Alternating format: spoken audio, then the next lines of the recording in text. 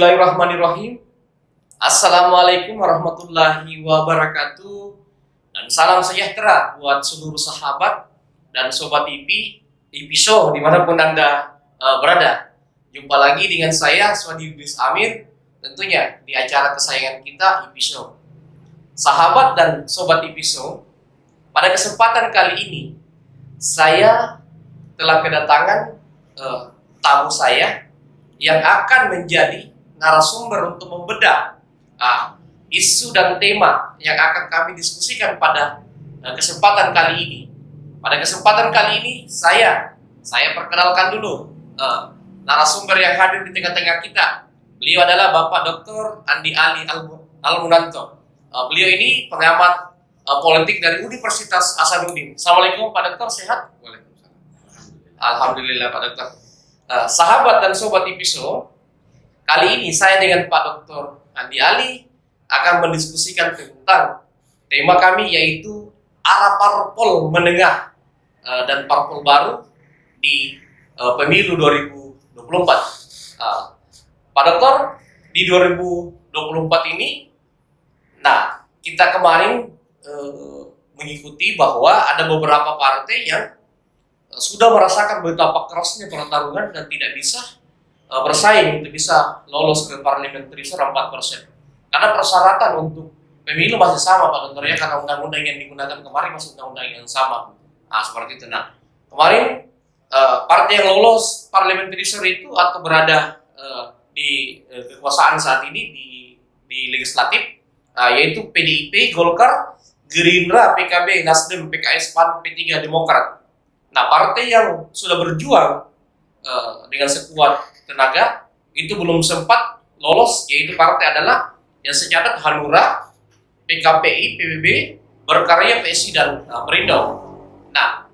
Saya langsung ke Pak Dokter, kira-kira apa kekurangan-kekurangan dari partai-partai yang tidak lolos kemarin ini sehingga sulit bersaing dengan partai-partai yang lolos? Silakan Pak Dokter Ali. Iya, Pak.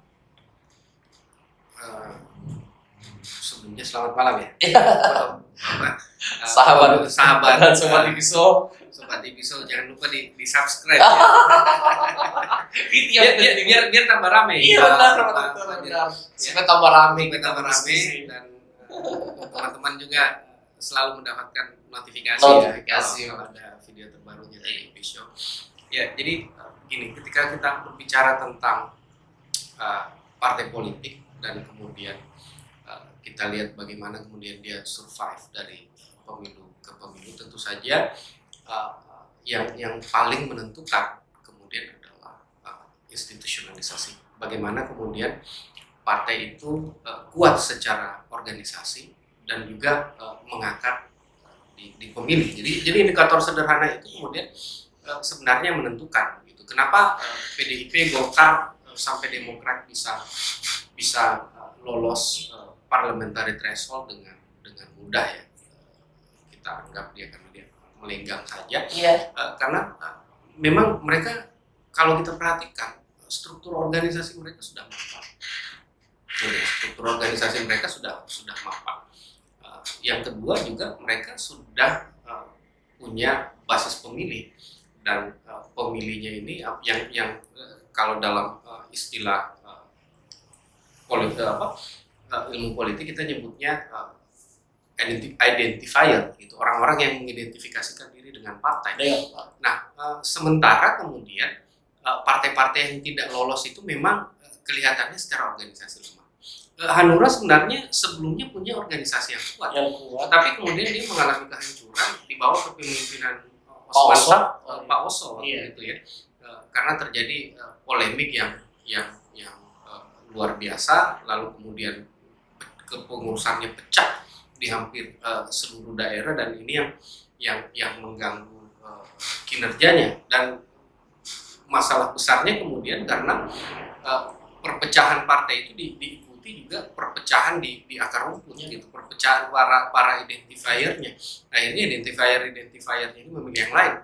Tapi kalau partai-partai yang lain seperti PKIP, PBB, Berkarya, PSI, dan Perindo itu sebenarnya tidak punya akar organisasi yang kepartaian yang kuat, tidak punya identifier yang kuat. Saya sebenarnya kemarin sempat berpikir Perindo mungkin bisa, Iya. karena dia ya siapa yang tidak kenal dengan Haritanu, si Raja Media. Si Raja Media. Ternyata pemberitaan di media saja ternyata tidak cukup gitu. Coverage di media saja tidak cukup itu, karena memang yang namanya partai politik itu harus ada mesinnya gitu. Tidak boleh hanya dia berada di udara saja sebagai wacana saja gitu. Dia harus dihubungi, karena itu yang dia tidak terlihat, yang mereka tidak punya, kemudian sehingga mereka tidak lolos. Dan memang electoral threshold 4% itu kan sebenarnya besar sekali gitu ya. Dan kita juga bisa melihat akibatnya dengan electoral threshold yang besar itu sebenarnya kita tidak menemukan pemenang mayoritas di ini, sehingga kemudian ya partai-partai untuk membentuk pemerintahan harus berkoalisi. Iya. Gitu. Tapi ini tadi kembali kemudian bahwa sebenarnya ya yang harus didorong kemudian institusionalisasinya. Betul. Baik sahabat dan sobat Dipiso, demikian tadi pembuka dari Pak Dr. Andi Ali. Baik kita dalami sahabat dan sobat Dipiso, Pak Dr. pengaruh ketokohan pada personality pimpinan partai-partai itu sangat besarkah pengaruhnya dalam mempengaruhi pergerakan elektoral partai politik? Karena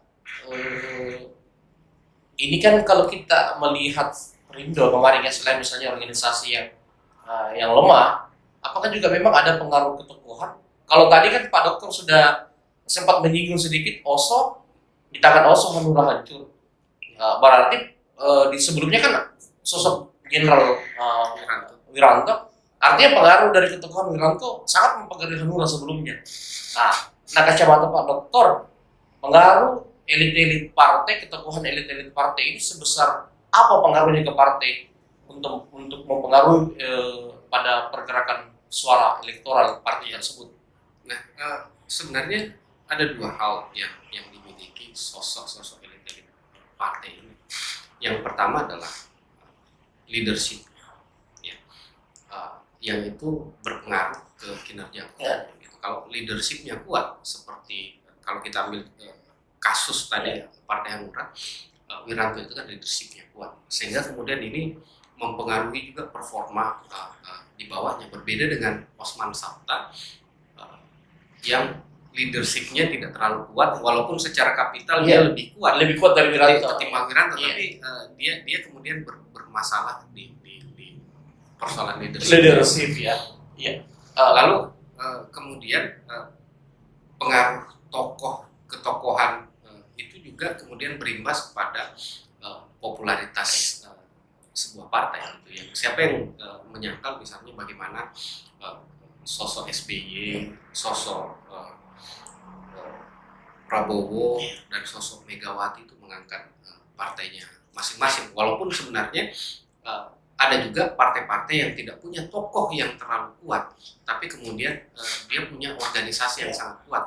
Nah, contoh yang paling bagus saya rasa itu adalah Golkar dan PKS. Semua partai-partai kader seperti Golkar dan PKS itu tidak menonjolkan figuritas, tapi mereka lebih menonjolkan kinerja organisasi. Baik, sahabat dan sobat Dipiso, kita lanjut. Pak Dokter, pengaruh apalagi gerakan-gerakan pada basis-basis suara elektoral yang kita tahu lah bahwa organisasi ormas ya, organisasi masyarakat itu kan sangat mempengaruhi karena simpul-simpul massa kan di bawah kendali mereka. Nah, sejauh ini apakah partai-partai yang tidak lolos ini itu lemah pergerakannya ke kelompok-kelompok penggerak massa ini, atau memang kalah strategi dengan partai-partai besar yang lolos ini? Karena kalau kita lihat misalnya ya, partai-partai besar ini kan itu diidentikan dengan kelompok-kelompok organisasi yang berbasis kemasyarakatan yang besar. Misalnya contoh PKB kan diidentikan dengan kedekatan dengan ormas NU, Pak Dokter ya. Kemudian PAN, Ya. identikkan dengan ormas Muhammadiyah, Pak Dokter ya. PKS kan dengan kelompok kajian-kajiannya kan jelas tadi, Pak Dokter ya. PDIP dengan kelompok-kelompok nasionalis Marhaims yang memang dibangun oleh sejak era Bung Karno, Pak Dokter ya. Golkar dengan kekaryaannya, dengan pengkaderan yang berjenjang kan gitu. P3 pun juga mengandalkan kelompok-kelompok ormas seperti Persis dan lain-lain. Nah, Demokrat sendiri masih mengandalkan sisa-sisa dari popularitas dari Pak SBY. Nah, apakah memang partai-partai yang tidak lolos ini kalah dalam pergerakan itu, atau memang tidak terlihat gerakan-gerakannya dalam mengkanalisasi simpul-simpul berbasis organisasi-organisasi yang menguasai peta elektoral? Ya, saya rasa salah satu yang pemicunya memang itu. Gitu. Kalau kita bandingkan memang partai-partai yang sudah settle ini, mereka kan punya sayap-sayap partai yang juga sudah settle. Misalnya Golkar punya banyak sekali, bahkan Gerindra juga, misalnya Angkatan Muda Gerindra, apa namanya saya lupa. Betul. Ada Green, PDIP, dan itu kan semua ada gerakan perempuannya, ada gerakan rohaninya dan segala macam. Nah, sementara partai-partai yang tidak lolos kemarin itu memang mereka tidak punya organisasi masyarakat yang cukup kuat untuk menopang mereka. Dan yang lucu misalnya seperti Hanura dan Perindo, karena mereka tidak punya akar tapi mereka punya kapital yang besar. Mereka mengandalkan broker-broker politik gitu. Tapi mereka lupa juga bahwa broker-broker politik ini kan sekarang sudah jadi mata pencarian gitu. Banyak elit-elit palsu yang bertebaran. Saya rasa mereka juga akhirnya terjebak pada persoalan brokerage itu. Akhirnya mereka jadi buntung kan, karena mengandalkan suara sebenarnya dengan pergerakan broker, tapi kemudian broker-brokernya juga kurang sakti, yang justru masih sangat kuat dan masih menunjukkan eksistensinya itu justru organisasi sayap partai yang memang sudah dibentuk dari awal. Dan faktor lainnya juga selain itu kan tentu saja kewacanaan politik yang kurang dikuasai oleh partai-partai baru ini. Betul. Padahal berarti kapital ekonomi ini itu bukan jaminan ya, karena begini. Ada juga yang mengatakan partai menengah ini, partai tidak lolos ini kalah, tidak lolos parliamentary threshold karena kalah dalam persoalan kapital. Ada juga yang berpendapat seperti itu. Banyak di kalangan yang berpendapat seperti itu, Pak Dokter. Nah, tapi kalau dilihat misalnya contoh kayak Hanura dengan musuhnya yang pengusaha kaya, Pak Dokter ya, Perindo dengan ketua umumnya yang kaya kan bos Emilisi TV. Artinya memang kapital itu bukan segala-galanya. Atau memang seperti apa, Pak Dokter, gambarannya? Iya, dalam politik elektoral itu kan banyak hal yang bisa menjadi indikator, gitu ya. Tadi salah satunya kita sudah sebutkan bahwa sebenarnya ya kalau dia sudah punya akar yang kuat, sebenarnya dia cenderung stabil. Nah, partai-partai yang tidak punya akar kuat untuk masuk ke situ, tentu dia mengandalkan kapitalnya, tapi persoalannya kemudian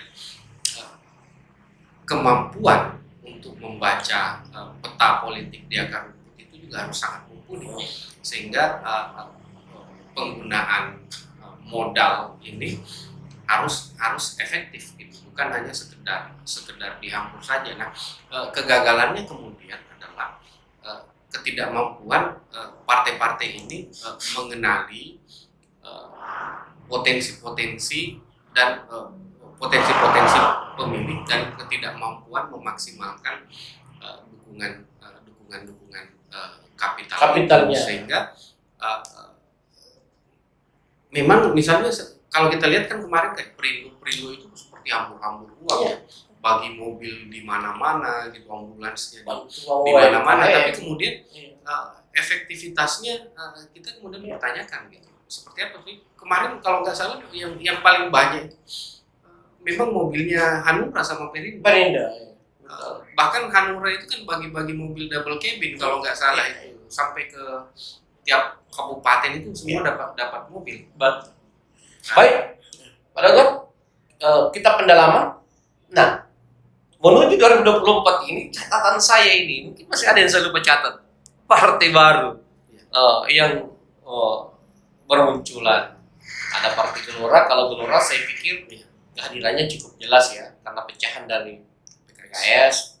Partai Umat pun juga agak jelas karena pecahan dari pendiri PAN, gitu. Nah, tetapi kan ini ada Partai Prima, Partai Emas, UKM, Partai Pandai, PID, Nusantara. Ini walaupun saya mencatatnya, tapi saya tidak tahu siapa ketua umumnya dan lain-lain. Nah, pertanyaannya, kalau partai-partai menengah saja sekelas Perindo dengan Bos Haritano, Hanura dengan Oso, berkarya dengan Putra Soeharto loh kemarin, kalau tidak salah, Cendana kan, PSI konon katanya juga cukup ditopang ya kapital, ada penopang kapital yang kuat ya. Iya, umurnya ada pendanaan internasional. Katanya sesuatu itu. Nah, artinya mereka tidak sanggup karena kekurangan yang tadi disebutkan Pak Dokter ya. Nah, pertanyaannya, apa motivasi partai-partai baru ini dalam kacamata Pak Dokter melihat kehadirannya mereka? Apakah hanya sekedar hadir untuk mewarnai demokrasi atau seperti apa Dokter? Saya juga agak iya. Jadi memang pertama yang saya mau bilang bahwa pertarungannya mungkin akan lebih susah gitu, karena wacana penjenjangan electoral threshold juga masih terus bergulir gitu ya, dengan pewacana undang-undang pemilu yang baru.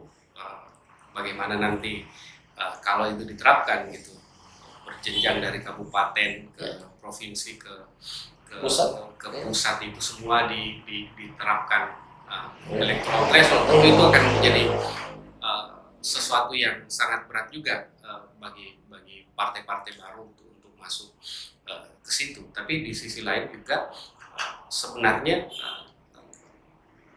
kemunculan partai baru itu tentu saja karena ada peluang yang mungkin mereka lihat, misalnya salah satunya kejenuhan masyarakat terhadap partai-partai sudah ada, partai-partai yang sudah ada yang ini kan selalu yang diangkat masalah underrepresentatif gitu ya. Kita punya wakil partai tapi kita tidak merasa punya wakil di DPR. Dan biasanya partai-partai baru itu akan mengangkat masalah-masalah underrepresentatif itu dan menawarkan jasa mereka sebagai representasi yang mungkin lebih representatif gitu. Ada juga yang kemudian mengandalkan pengalaman-pengalamannya ya.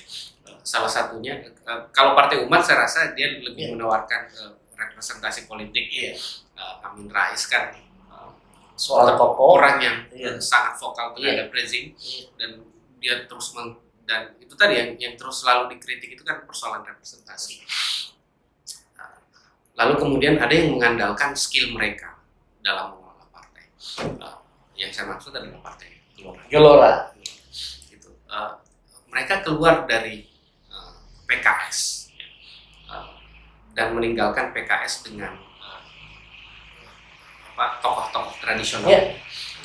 Lalu mereka menganggap bahwa mereka sebenarnya adalah penggerak PKS yang sesungguhnya gitu, karena mereka adalah orang-orang progresif di PKS, dan mereka berharap bahwa mereka dengan skill yang mereka miliki, kemampuan dan jaringan, itu mereka bisa mencari peluang gitu, karena juga mereka membaca bahwa ada pelemahan-pelemahan yang terjadi pada partai-partai yang terdahulu. Misalnya kita lihat bagaimana Demokrat terus diganggu, sehingga bukan tidak mungkin Demokrat itu akan bermasalah gitu. Kalau Muldoko terus-terusan merongrong Demokrat, ya tentu saja ini akan jadi masalah, dan itu akan menjadi pintu masuk bagi partai-partai seperti Partai Gelora dengan skill-skillnya yang skill politiknya yang sangat bagus. Memang kita tidak bisa pungkiri itu untuk masuk mengisi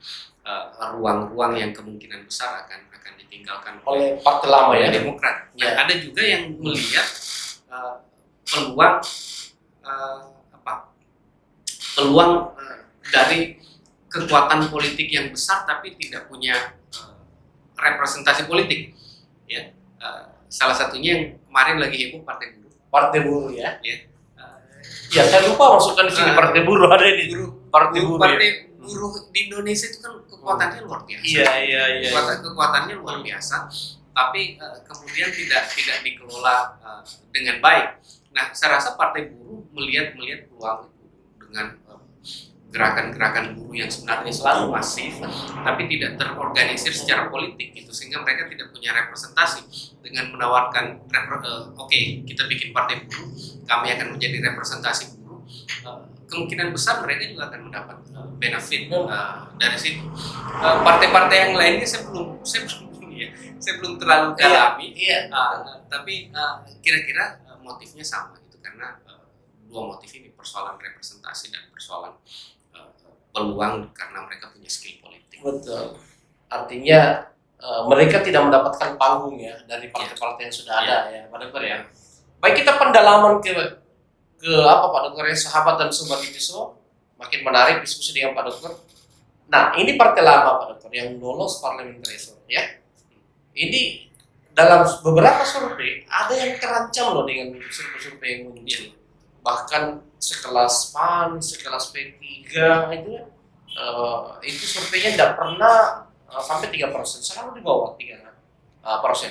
Artinya apakah Pak Dokter melihat memang ada ancaman ya pada beberapa partai yang saat ini berada pada posisi lolos parliamentary?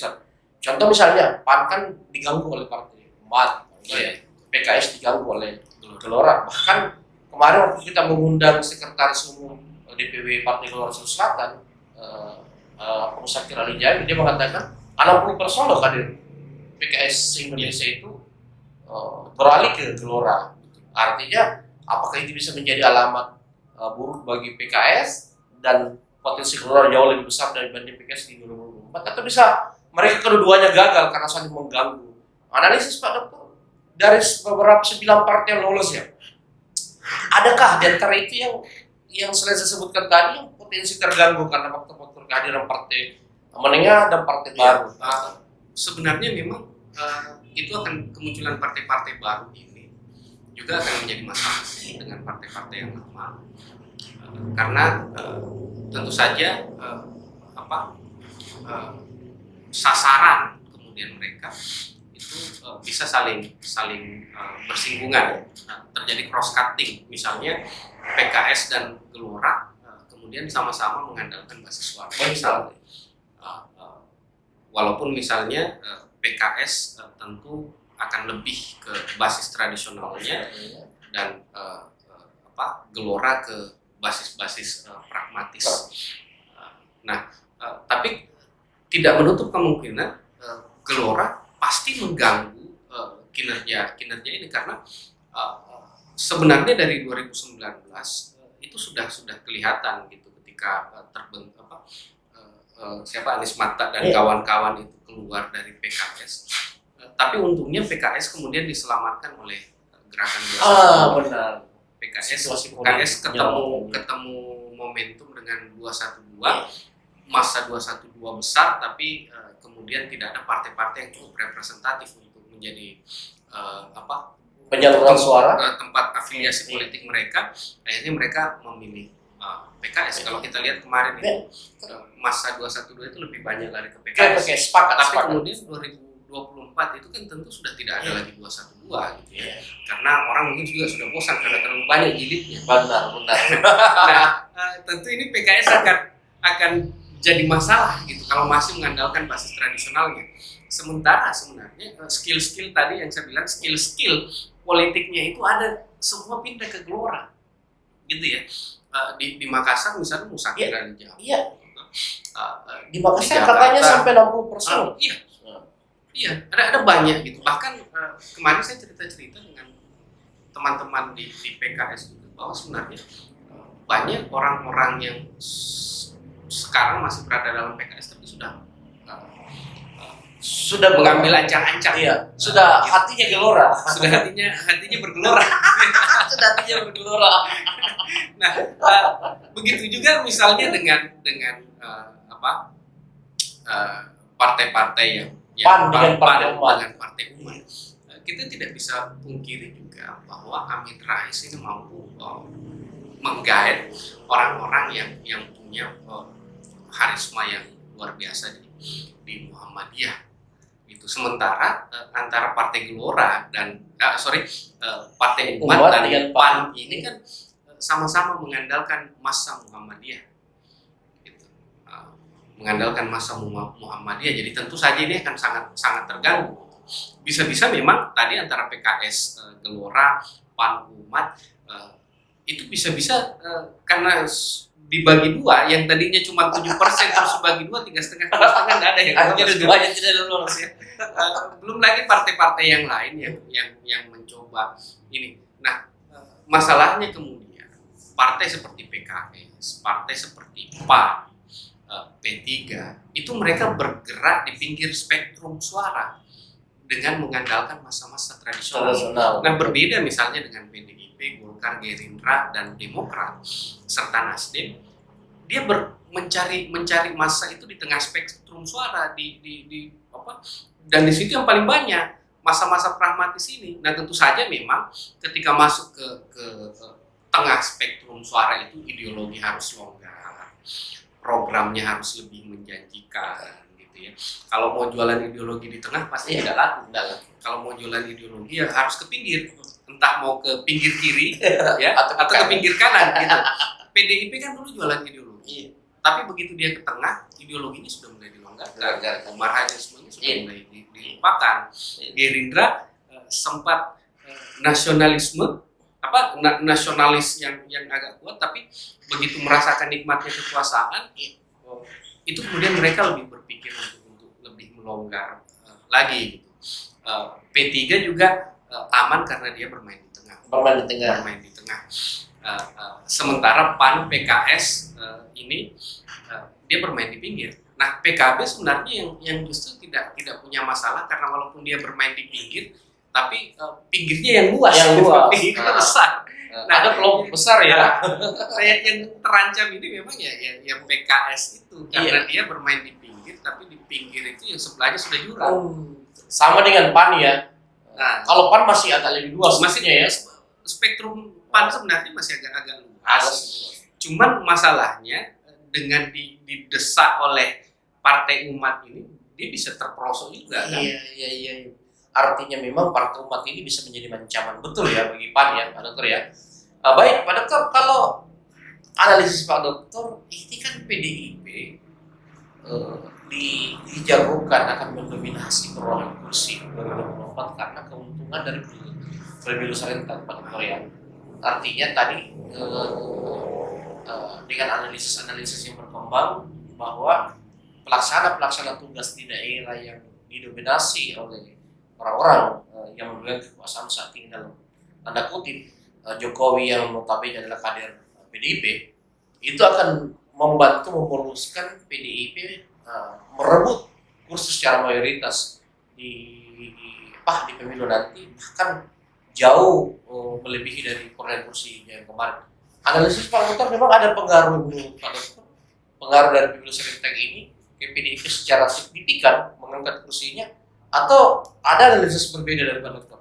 Saya rasa bukan faktor dari pemilu serentaknya, karena ketika kita menganggap pemilu serentak itu punya pengaruh, artinya ada interkoneksi antara kandidat presiden dengan partai, dan itu kita sudah lihat di 2019 bagaimana tarik menarik antara kekuatan di belakang Jokowi dan kekuatan di belakang Prabowo. Nah, partai-partai yang tidak punya calon seperti Demokrat itu terkikis gitu karena tertarik oleh dua polarisasi besar ini. Nah, tentu saja nanti Pilpres juga akan menciptakan pola di 2024. Tentu saja kalau ada calon yang cukup kuat atau 2 calon atau 3 calon yang cukup kuat, tentu akan menciptakan polarisasi seperti itu. Nah, dan polarisasi itu akan menguntungkan partai. Gitu ya. Bagaimana misalnya PKS yang sebenarnya sudah terancam, tapi karena 212 di belakangnya Prabowo, dia kemudian mendapat nikmatnya. Gitu. Tapi kemudian di 2024 tentu konstelasinya berbeda, bahkan sampai sekarang kita belum punya gambaran kuat sebenarnya apakah polarisasinya akan sama atau malah justru kotak kosong. Ya, karena ada kemungkinan kotak kosong juga kalau Prabowo sama ini dengan Puan uang sudah ya, berpasangan. betul. Tentu saja kan polarisasinya akan berbeda, dan ketika itu terjadi pertarungan di bawah juga berbeda. Tapi kembali lagi bahwa saya rasa ini faktor polarisasi dari pilpres itu tentu akan juga memberikan keuntungan. Tapi di sisi lain ada juga faktor-faktor misalnya yang harus diperhatikan, misalnya perkembangan informasi dan teknologi yang membuat pemilih kita semakin terinformasi dengan baik, dan itu membuat mereka lebih rasional dalam membuat pilihan-pilihan politik gitu, dengan pergerakan sosial media yang luar biasa dan segala macam, dengan edukasi politik seperti yang kita lakukan sekarang ini kan. Ini salah satu bentuk edukasi politik. Ini akan mencerahkan orang, buat pemilih menjadi rasional, dan tentu saja ketika pemilihnya menjadi semakin terinformasi dengan baik, semakin rasional, maka kemungkinan besar yang terjadi adalah pemilu itu akan memilih partai-partai yang programatik. Artinya partai yang punya platform, visi-misi yang selaras dengan kebutuhan mereka, dengan kepentingan mereka. Nah, partai-partai yang tidak bisa kemudian membaca perubahan zaman seperti ini justru yang akan ketinggalan, yang masih mengandalkan uang, yang masih mengandalkan ketokohan. Sampai kapan misalnya SBY bisa dijual? Benar. Gitu. Sampai kapan misalnya Megawati bisa dijual? Tapi dengan model-model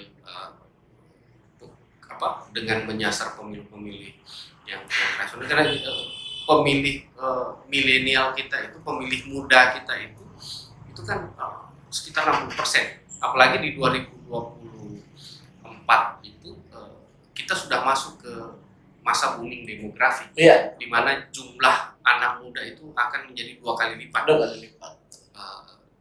Dan di saat itu, karena jumlah anak mudanya, jumlah milenialnya lebih besar, tentu jumlah pemilih rasional akan semakin besar.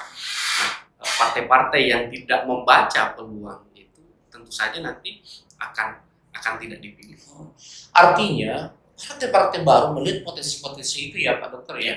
Artinya ada kemungkinan memang pemilih-pemilih pemula yang mungkin lebih rasional dibanding pemilih-pemilih yang lama, Dokter ya, itu lebih mengedepankan sebuah inovasi-inovasi baru. Dalam arti kata, ada potensi kejenuhan ya dengan pola-pola yang dibangun partai-partai lama. Kalau dia tidak merubahnya, dia tidak mengikuti potensi lebih ke persoalan perubahan pola komunikasi. Nah, partai-partai lama masih mengandalkan komunikasi personal, sementara partai-partai baru sebenarnya, partai-partai yang banyak punya anak muda itu lebih mengandalkan komunikasi interpersonal, tapi tanpa batas dan jarak gitu. Nah, yang menarik sebenarnya kita cermati, walaupun PSI tidak lolos electoral threshold, tapi dia sebenarnya banyak menunjukkan kader-kader. Ini menarik sekali nih. Dan usahanya sederhana gitu ya. Karena dia pertama, mereka sadar betul bahwa sebagian besar pemilih kita adalah pemilih milenial. Lalu komunikasi politik yang mereka bangun adalah komunikasi politik gaya milenial, yang tentu saja dengan gaya-gaya populis, tapi juga mengedepankan sisi programatik. Di Jakarta mereka berhasil, di Makassar mereka cukup bisa dianggap sebagai sebuah partai pendatang baru. Bukan tidak mungkin ke depannya pola-pola seperti inilah yang akan ditiru oleh partai-partai yang baru sekarang. Nah, partai-partai yang tadi yang sudah di parlemen tapi tidak mampu membaca perubahan zaman itu justru mungkin akan ketinggalan. Apalagi kita tidak tahu bagaimana perkembangan teknologi komunikasi 2 tahun ke depan, itu mungkin bisa lebih masif lah. Artinya basis suara partai besar ini kemungkinan akan bisa dijebol ya oleh kecanggihan teknologi. yang lebih mungkin digunakan oleh partai-partai baru karena dia sadar bahwa hanya dengan bermodalkan itu dia bisa mengganggu basis-basis partai lama ya, Pak. Iya. Karena itu tadi potensi komunikasi politiknya besar, ya, karena satu kali pencet tombol viral itu yang baca jutaan, itu yang nonton jutaan. Itu potensi komunikasi politiknya besar. Di sisi lain potensi basis suara besar karena di 2024 itu kita sudah berada pada masa booming demografi tadi yang memungkinkan sebenarnya partai-partai yang lebih bergaya milenial itu punya peluang lebih besar. Baik sahabat dan sobat Episo, Pak Dr. Andi Ali telah mengupas tuntas problematika yang mungkin akan dialami oleh partai-partai menengah dan partai baru dalam menghadapi pertarungan atau perhelatan pemilu menuju 2024 yang pasti lebih kompleks persoalan-persoalan yang harus mereka lalui, mereka harus pecahkan. Selain misalnya harus menerobos basis-basis elektoral partai-partai lama, mereka juga harus membawa sebuah gagasan-gagasan politik yang baru, gagasan-gagasan edukasi politik yang lebih kekinian yang memang menjadi kebutuhan masyarakat Indonesia. Baik sahabat dan sobat Episo, demikianlah diskusi santai kami, tetapi sangat mengedukasi karena sosok seorang Dr. Andi Ali ini sangat-sangat mampu menjelaskan secara detail sebuah potensi-potensi yang ada pada parpol yang kita bedah pada kesempatan kali ini, baik itu parpol lama, menengah maupun parpol baru.